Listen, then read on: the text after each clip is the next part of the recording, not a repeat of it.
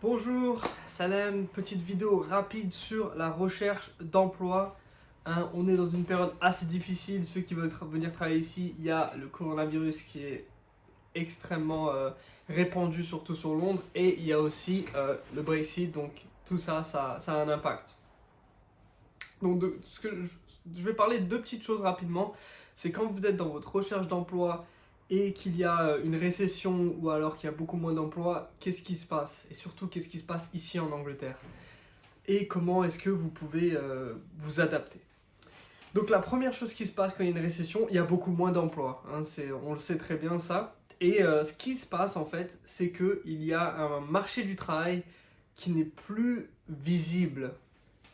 Donc en quelque sorte, il y a encore des emplois, mais la plupart d'entre eux, une fois qu'ils atterrissent sur Indeed ou alors sur Reed, qui sont des sites pour trouver un emploi, eh ben, ils sont déjà pris en quelque sorte. Donc comment est-ce que vous pouvez faire pour entendre parler de cet emploi, pour être considéré avant même qu'il soit publié sur ce genre de plateforme? C'est ça qu'il faut vous poser comme question. Donc, arriver avant ou être considéré même avant que le job soit publié et il y ait de la pub pour cet emploi. Donc je vous donne un exemple. Moi j'ai créé un peu mon network sur LinkedIn par rapport à mon travail et je reçois encore des offres d'emploi un peu informelles hein, à ce stage. Donc des personnes qui viennent me contacter qui me disent Mehdi, on va recruter quelqu'un en janvier par exemple et on aimerait bien te considérer. Donc ça c'est quelque chose qui m'est arrivé en décembre par exemple. Où on me dit bon on ouvre un nouveau département, on aimerait bien te considérer. Et ça, pourquoi ça arrive? C'est parce que j'ai vraiment créé mon network, j'ajoute de la valeur sur LinkedIn, etc. Donc ça, c'est la première, vraiment la stratégie quand on est dans un marché du travail qui n'est pas dynamique, qui est compliqué, c'est de penser plus loin, de penser plus tôt, ne pas attendre que les travails soient publiés parce qu'il y aura des centaines de candidatures de toute manière, mais venir avant, on contacte des personnes qui recrutent et commencer à créer une relation avant même qu'ils recrutent en fait. Donc ça, dans ma formation sur LinkedIn, j'expliquerai comment on fait ça et comment est-ce qu'on utilise l'algorithme pour vraiment avoir plus de visibilité avec les bonnes personnes. Et donc ces personnes, si vous faites la stratégie de contenu et la stratégie LinkedIn que j'expliquerai, vous avez beaucoup de chances pour qu'ils se rappellent de vous et quand il y a un travail qui va venir, eh ben, vous serez la première personne à en entendre parler. Donc ça c'est la première chose, hein, la stratégie un peu de voilà de on n'attend pas que le travail soit publié, on le cherche à l'avance. Hein, c'est assez connu dans le monde du travail, hein, c'est parce que vous saviez, c'est qui vous connaissez. Et si vous voulez expandre vos connaissances de personnes, si vous ne connaissez personne, et ben, il y a beaucoup de choses à faire pour créer un network, même si vous n'êtes pas basé en Angleterre. Donc j'ai vu des personnes qui sont basées à Londres qui ont créé un network très, très puissant. Et voilà, ils ont réussi à obtenir des travails, des gens qui les contactent, qui leur disent bon, qu'est-ce que tu veux faire, etc. Donc ça, dans la formation, j'expliquerai tout, mais je vais faire aussi des posts sur les premières étapes, les 5 premières étapes à faire pour créer son network en Angleterre, ce genre de choses qui arrivent. La deuxième chose que vous devez savoir, c'est que les candidatures en dehors de LinkedIn, donc moi je suis un grand fan de LinkedIn, hein, j'ai eu tous mes offres d'emploi là-dessus, mais en dehors de LinkedIn, il y a aussi Reed, il y a Indeed, ce genre de CV Library, ce genre de choses. Et vous avez une chance d'1% en quelque sorte quand vous candidatez à une candidature un peu spontanée comme ça, vous voyez une offre d'emploi, vous envoyez un CV, une lettre de motivation. Lettre de motivation qui existe un peu moins en Angleterre, mais elle existe quand même. Et voilà, vous avez 1% de chance si vous faites que ça. Mais vous pouvez vraiment augmenter vos chances si vous avez une bonne stratégie, une bonne présence sur LinkedIn, que vous trouvez l'entreprise qui recrute, la personne qui recrute, et que vous l'approchiez d'une certaine manière. Donc ça, c'est la deuxième chose que je voulais dire.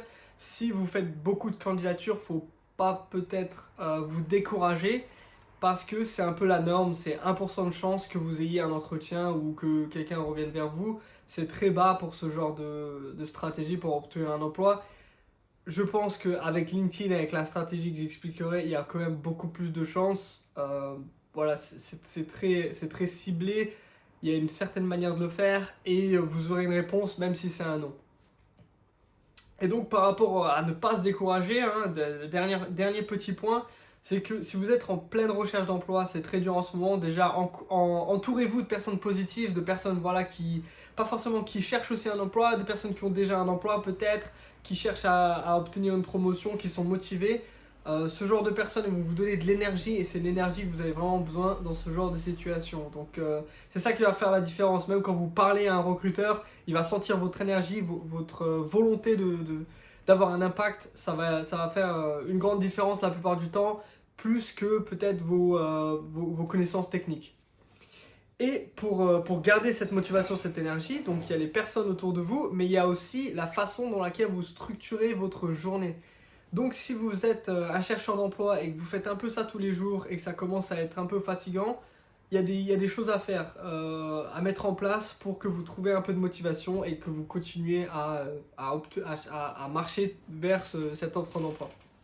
Donc la première chose que je vous conseille, c'est d'avoir une place dédiée pour votre recherche de travail et de traiter ça vraiment comme un emploi. Donc la recherche de travail, c'est un travail, c'est un peu cliché, mais c'est vrai. Donc si vous avez des heures précises dans votre calendrier pour la recherche du travail, si vous avez des tâches à faire, par exemple, hein, dans ma formation, il y a une tâche très simple qui est d'écrire un article sur votre industrie et de le publier sur LinkedIn et de le rentrer dans l'algorithme pour que vous ayez un peu de visibilité.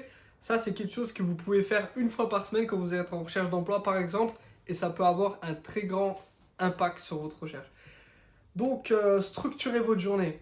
Peut-être que vous êtes une personne du matin, voilà, de 9h à midi, et ben vous avez certaines tâches, vous avez certaines choses à faire, un nombre précis d'offres d'emploi que vous voulez revoir, un nombre précis de personnes avec qui vous voulez avoir un premier engagement, peut-être sur LinkedIn ou peut-être vous pouvez avoir un appel téléphonique, je ne sais pas. Ça dépend de votre industrie, de votre stratégie. Mais vraiment une structure à votre journée et des objectifs. Donc, ok, aujourd'hui, je vais candidater à 5 offres d'emploi que j'ai identifiées la semaine dernière. Et voilà, pour ces 5 offres d'emploi, elles ne tombent pas après dans le néant, hein. J'ai 5 offres d'emploi, mais j'ai toute une stratégie autour. Aujourd'hui, je candidate. Dans 2 jours, je connecte avec la personne de cette entreprise qui recrute, je lui envoie un message qui ajoute de la valeur, etc., etc. Ça, c'est vraiment ce qui fait la différence, ce qui fait que vous ne ferez pas partie des gens qui envoient juste une candidature, qui tombent dans le néant, qui n'entendent jamais rien, même pas un oui, même pas un non. Donc tout ça, ça va arriver. Si vous avez des questions particulières, n'hésitez pas. Mais dans la formation, vraiment, il y aura une grande partie sur la recherche d'emploi, la stratégie pour la recherche d'emploi, la stratégie de contenu qui aussi crée votre marque, votre personal brand, votre brand personnel en ligne et qui est très importante ici en Angleterre parce que voilà, il y a beaucoup de travail qui passe comme ça.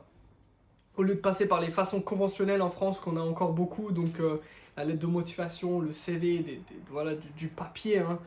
Ici, avoir une bonne présence en ligne, un network, prouver qu'on ajoute de la valeur, qu'on a un impact, c'est vraiment ça qui peut vous faire la différence, qui peut vous faire obtenir aussi des travails qui seront beaucoup plus intéressants de ce que vous peut-être vous essayez d'obtenir de la manière conventionnelle. Donc tout ça, si ça vous intéresse, dites-moi, likez la vidéo. Si vous avez des personnes qui seraient intéressées, qui recherchent du travail, ça peut marcher pour la France, ça peut marcher surtout pour l'Angleterre parce que c'est ça, c'est ma spécialité, mais ça marche aussi pour d'autres pays qui sont un peu plus développés par rapport à LinkedIn, hein, qui a vraiment explosé dans les recherches d'emploi. Donc voilà, ça peut marcher pour des pays du Golfe, ça peut marcher pour l'Amérique. Donc tout ça, si vous avez des personnes qui sont intéressées, n'hésitez pas à partager l'Instagram, même me suivre sur LinkedIn ou alors poser des questions en message privé.